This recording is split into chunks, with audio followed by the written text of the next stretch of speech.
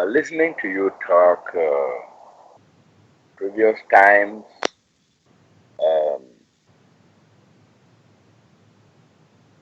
we get the impression that you've been completely detached from your earthly parents. And for instance, your father, we know that the father and the mother they contributed the body that you are using on this level of life. And I want to ask if you have any nostalgic feeling for uh, particularly your father, because you hardly talk about him. But we've heard about your mother. What about your father? Well, those are good questions. So that's good. Yes. It's rather interesting.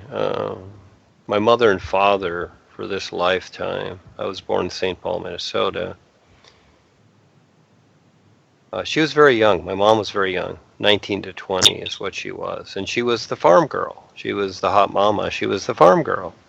She was born on a farm in Duluth, Minnesota, with her parents. And I had met the grandparents when I was a little young guy there. And my father, I really liked my dad when I was young. My dad was cool. But again, I know my mom was doing, and I don't mind saying, she was doing funny things. And so they were only married for about a year.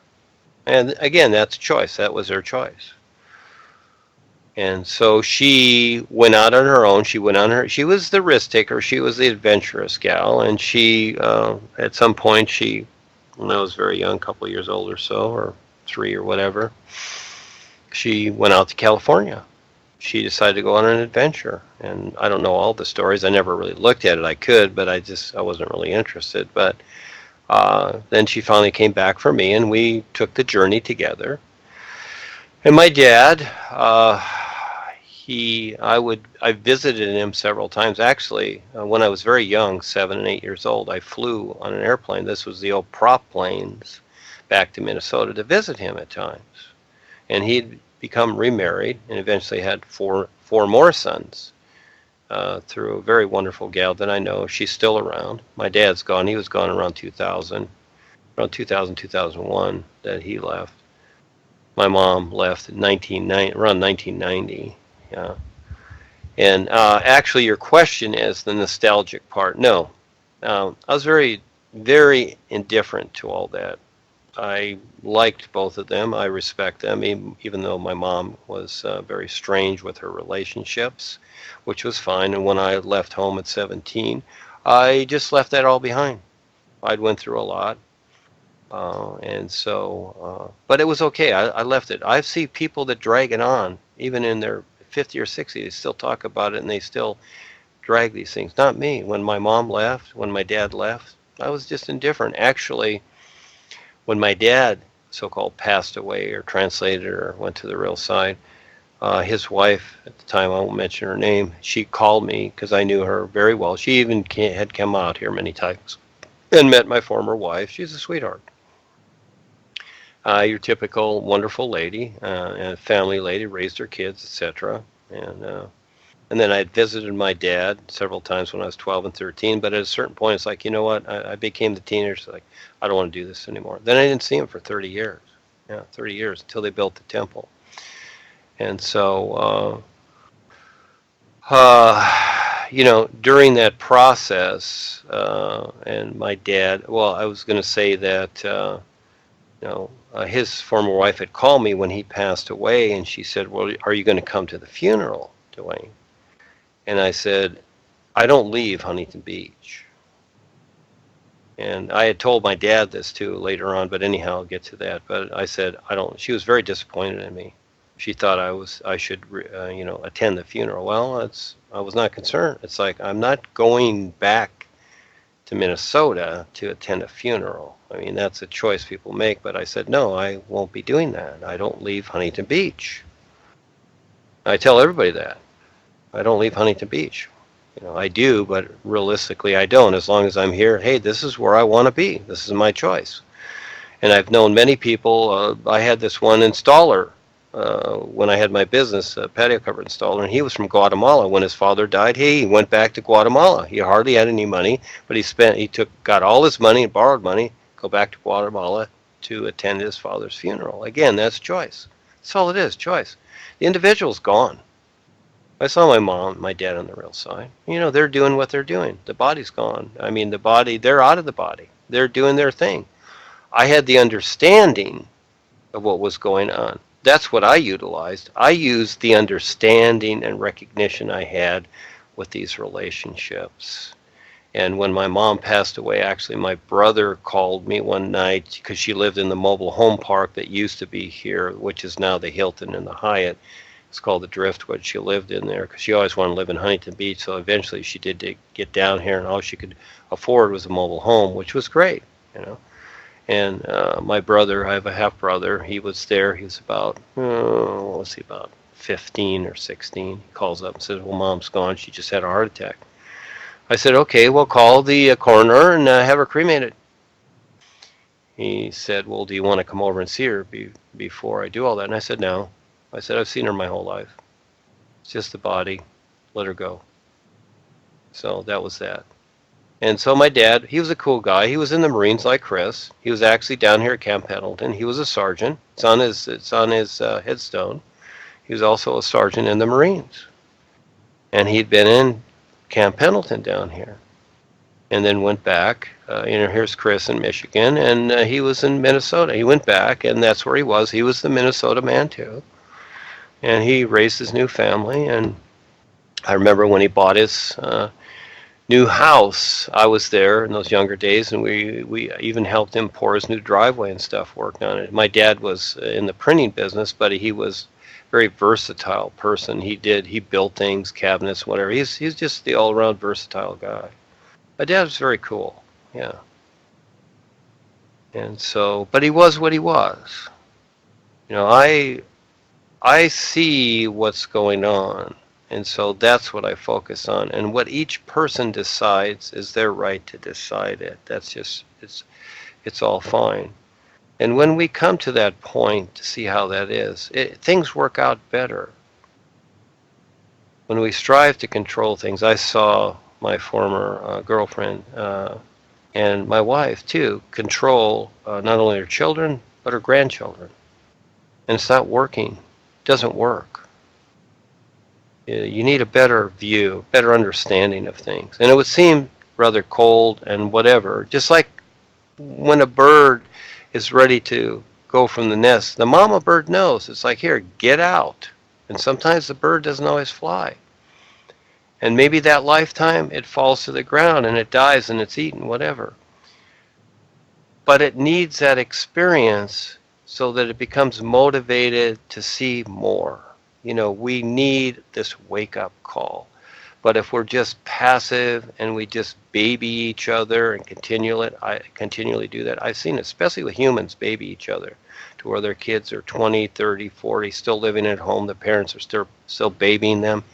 They become worse. They become cripples, is what they do. They need sometimes to just get out, and if it's on the street for a while, they need to do that. Even my brother did it for a while, and he lived in garages. And, it wasn't my concern what he was doing. It was his choice. He was a surfer. I taught him how to surf. But you know what? This kid learned to be really street smart. He really did. And eventually he picked up on it, and he got better. So it was not for me to baby him. But he did it, and he was still a teenager when he did it. And he was okay. He struggled. He went through a lot, but he still survived. But it made him really street smart. I saw that. Yeah. More so than the so-called eckists that I was with. These people were just going along with the program. but they really didn't know what was going on, so they were socially taken care of. But, this mother thing becomes an infection, and I've seen it, and it's really sad. But from the mother's point of view, they think, oh, I'm taking care of my babies, they need to do this or whatever. But really, you're just adding to the infection. Because at a certain point, where I lived for the longest time, for almost 30 years with the house with my first wife, there was a lady two doors down renting the house.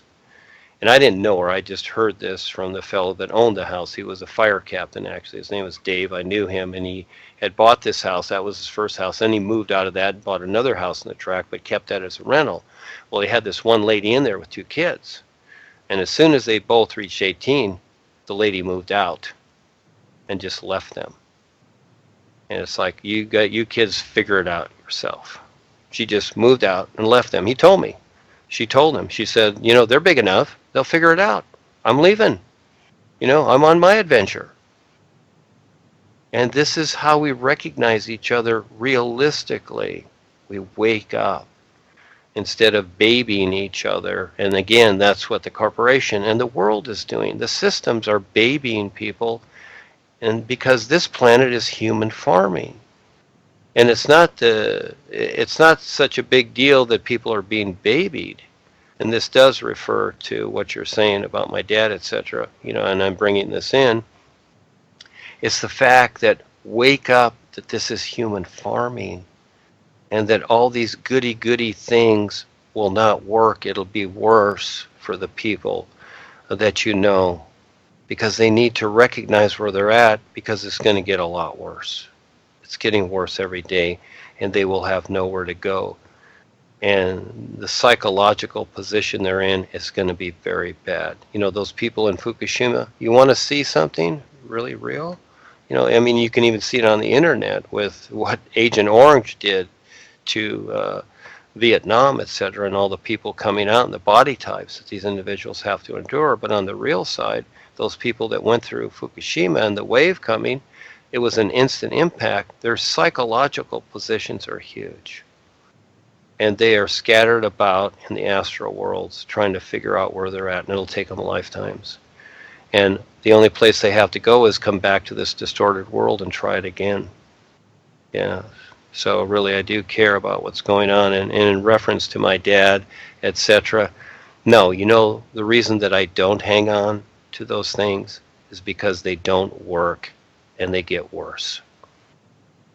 It's better to step up, be real, and do the best you can to share with others to be real, or allow them the choice.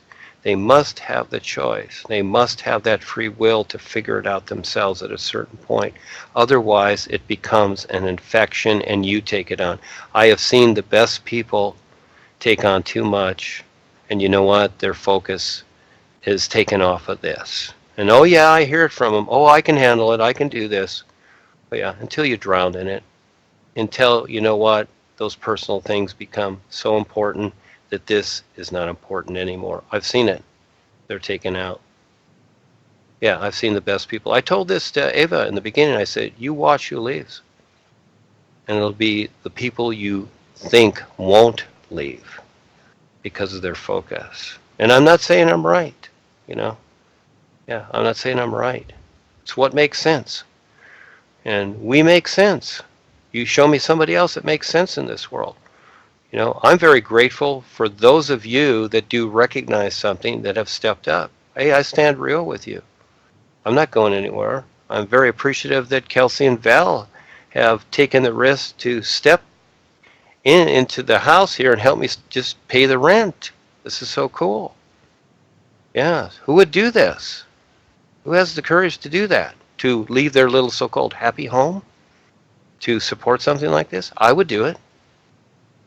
In a moment's notice, I would do it because I see this is real. I'll do anything, because this is all that's important. My personal life, well, I'll deal with that. I'll figure it out, but this is first. So again, but I've seen so many people taken away because of these cute little ideas. Oh, I got to go take care of my children, or I got to do this, or I got this lawsuit, or I got to do this. Okay, go do it. They're thinking that, this will take care of it. No, it won't. It'll just add to your burden. That's all you're doing. You're just creating more burden, and it'll catch up.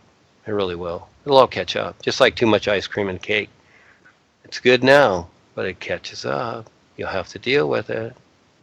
Yeah. So again, yes, I demonstrated, I lived what I learned, Charles, in reference to my dad and these ideas that people create around relationships. We've all had millions upon millions of relationships, and they've all turned into the same thing: issues, drama, and death.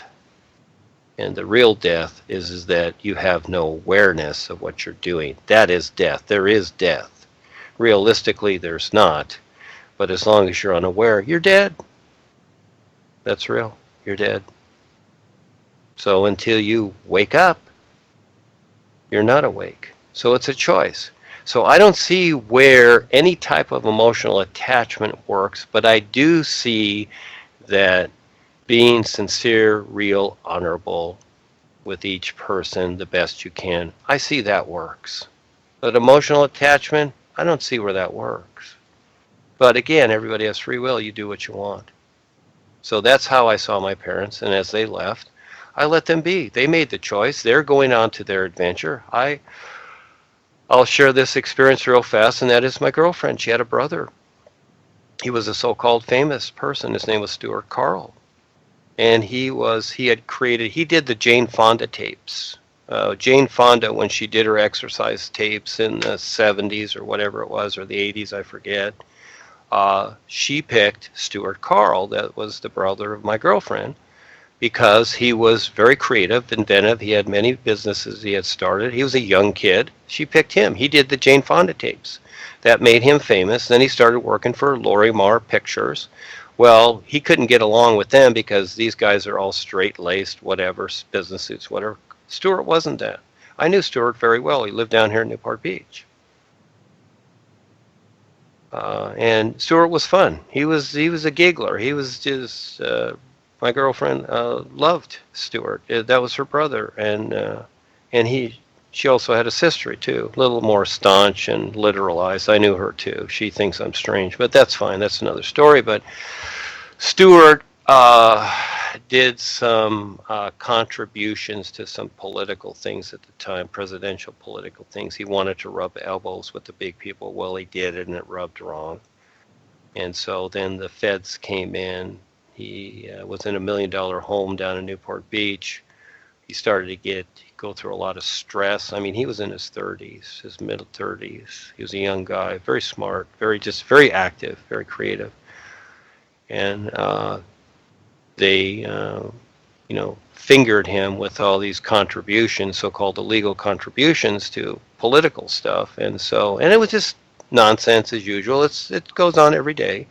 Well, he developed cancer because of that. And it's spread very fast because he was he had a couple kids too, and his wife.